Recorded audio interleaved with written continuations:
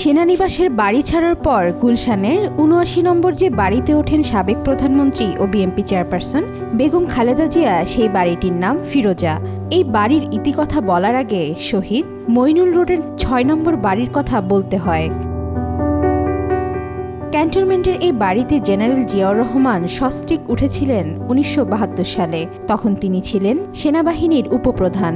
রাষ্ট্রপতি হওয়ার পর বঙ্গভবনে যাননি তিনি, রয়ে যান মইনুল রোডের এই বাড়িটিতেই।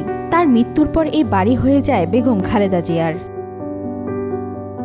৬ নম্বর বাড়ি শুধু কয়েকটি ঘরের সমষ্টি নয়, শুধুই আঙিনাজোড়া ফুলের বাগান অথবা ৮ বিঘা জমির বিশাল সীমানা কিংবা রাত্রিবাসের ঠিকানা নয়।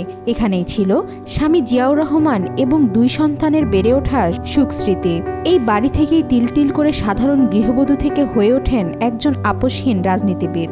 সেনানিবাসের এই বাড়ির প্রতিটি ইট পাথরে জড়িয়ে ছিল বেগম খালেদা জিয়ার শত শত সুখস্মৃতি।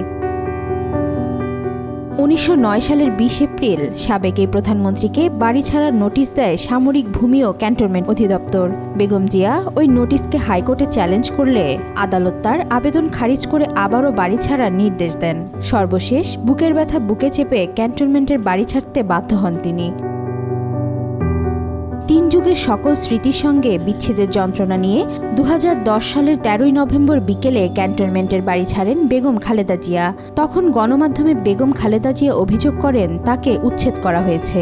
সন্ধ্যায় গুলশান অফিসে সাংবাদিকদের সামনে কান্না বিজড়িত কণ্ঠে বলেন, তাকে প্রেসিডেন্ট জিয়ার স্মৃতিবিজড়িত বাড়ি থেকে উৎখাত করা হয়েছে। তার দীর্ঘদিনের সংসারের সব মালামাল ফেলে রেখে এক কাপড়ে মইন রোডের বাড়ি থেকে বের করে দেওয়া হয়েছে। নিরাপত্তা বাহিনী জোর করে গেট ভেঙে ব্যক্তিগত শয়নকক্ষে প্রবেশ করেছে।